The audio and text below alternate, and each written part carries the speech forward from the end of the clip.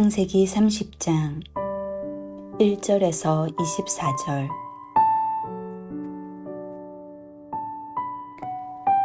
라헬이 자기가 야곱에게서 아들을 낳지 못함을 보고 그의 언니를 시기하여 야곱에게 이르되 내게 자식을 낳게 하라.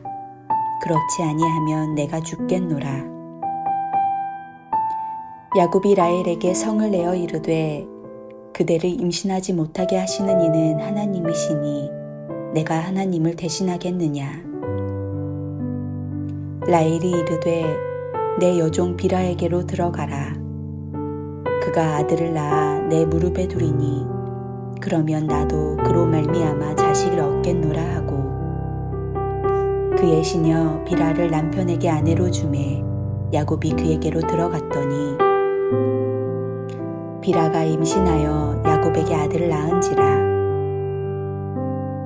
라헬이 이르되 하나님이 내 억울함을 푸시려고 내 호소를 들으사 내게 아들을 주셨다 하고 이로 말미암아 그의 이름을 단이라 하였으며 라헬의 시녀 비라가 다시 임신하여 둘째 아들을 야곱에게 낳음에 라헬이 이르되 내가 언니와 크게 경쟁하여 이겼다 하고 그의 이름을 납달리라 하였더라.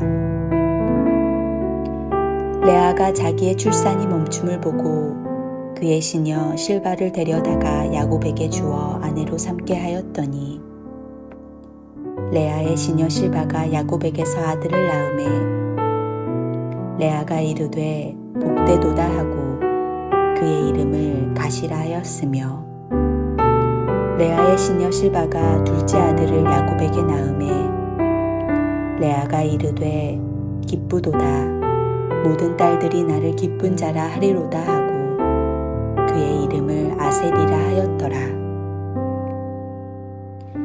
밀 거둘 때 르우벤이 나가서 들에서 화 한 채를 얻어 그의 어머니 레아에게 드렸더니 라헬이 레아에게 이르되 언니의 아들의 화 한 채를 청구하노라.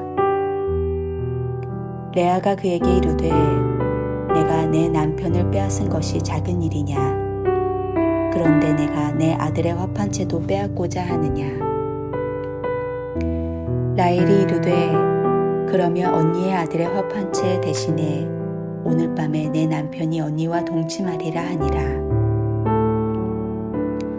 저물 때에 야곱이 들에서 돌아오매 레아가 나와서 그를 영접하며 이르되 내게로 들어오라. 내가 내 아들의 화 한 채로 당신을 샀노라. 그 밤에 야곱이 그와 동침하였더라. 하나님이 레아의 소원을 들으셨으므로 그가 임신하여 다섯째 아들을 야곱에게 낳은지라. 레아가 이르되 내가 내 시녀를 내 남편에게 주었으므로 하나님이 내게 그 값을 주셨다 하고 그의 이름을 이사가리라 하였으며 레아가 다시 임신하여 여섯째 아들을 야곱에게 낳은지라. 레아가 이르되 하나님이 내게 후한 선물을 주시도다. 내가 남편에게 여섯 아들을 낳았으니 이제는 그가 나와 함께 살리라 하고 그의 이름을 스불론이라 하였으며 그 후에 그가 딸을 낳고 그의 이름을 디나라 하였더라. 하나님이 라헬을 생각하신지라. 하나님이 그의 소원을 들으시고 그의 태를 여셨으므로 그가 임신하여 아들을 낳고 이르되 하나님이 내 부끄러움을 씻으셨다 하고 그 이름을 요셉이라 하니 여호와는 다시 다른 아들을 내게 더하시기를 원하노라 하였더라.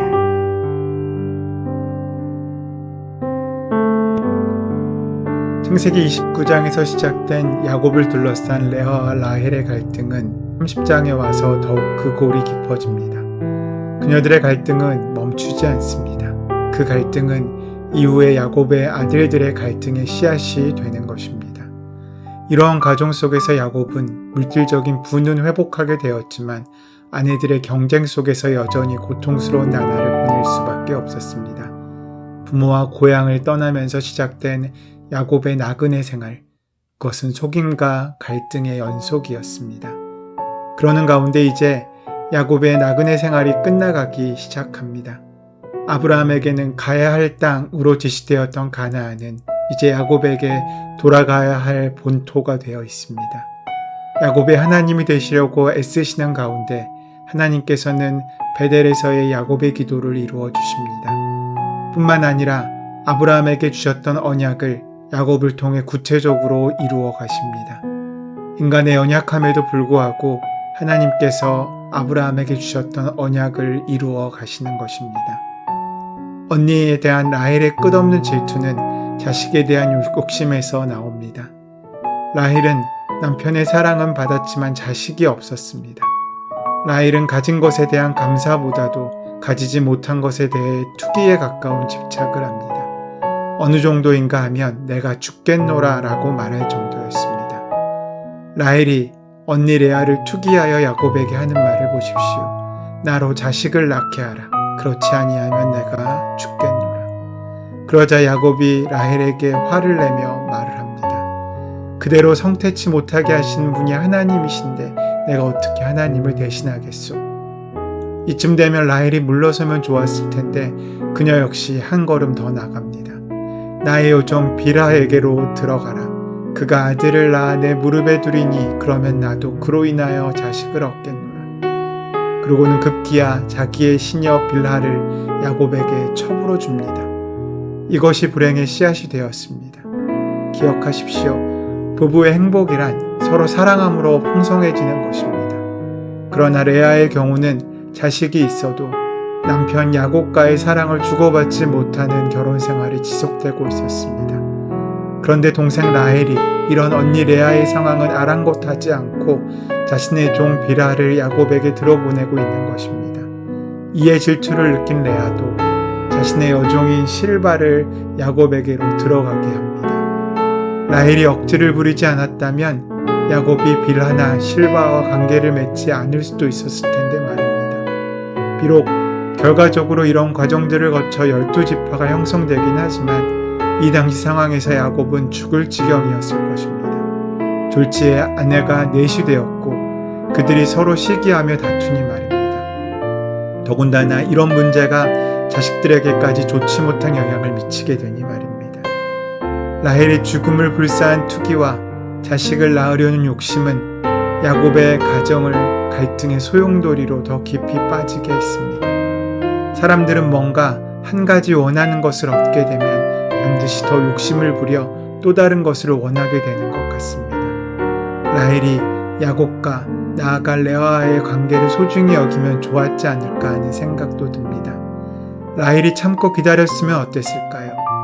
하나님께서는 태를 여시는 분이시니 자식을 애타게 기다리는 라헬을 보며 자식을 주셨을 것입니다.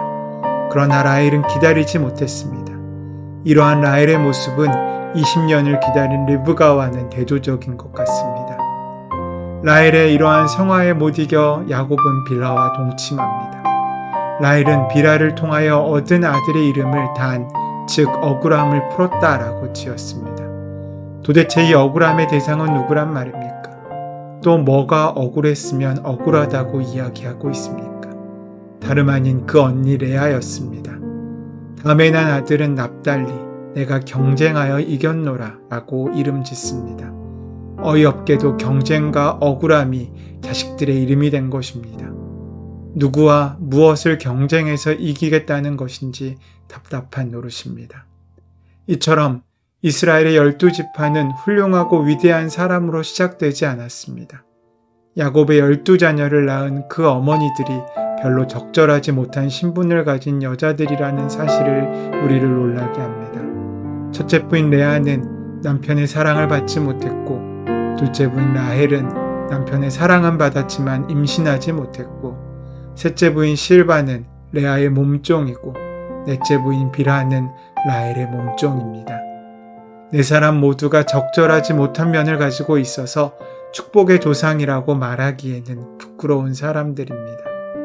이런 사실을 통해 깨닫게 되는 한 가지 사실은 우리가 생각하는 것만큼 우리의 조상이 누군지가 중요하지 않다는 것입니다. 학벌이나 가문이나 자랑은 인간의 취약함을 그 죄악을 덮는 위선에 불과하다는 것입니다. 그것이 우리를 구원하지 못하기 때문입니다. 예수님의 조상으로 계보에 오른 5명의 여자 중에 4명은 기생이거나 이방인 또는 시아버지와 관계를 가진 여자였거나 다른 남자의 아내였다는 사실이 이를 입증하고 있습니다. 불행한 환경이나 불행한 부모에게서 태어났다고 해서 모든 것이 불행해지는 것은 아닙니다. 불행한 가정에서의 출생이 우리의 미래를 결정하지 않고 복을 가로막지도 못합니다. 하나님께서 우리에게 복을 주시기로 결정하셨다는 그 약속이 중요합니다. 하나님께서는 반드시 그 약속을 지키시고 이루십니다. 약한 여자에게서 아버지가 누군지도 모르고 태어난 사람이 있을지라도 하나님은 그 사람을 복되게 하시고 복을 주시고 눈동자처럼 지키시고 사랑하신다는 사실을 믿으시기 바랍니다.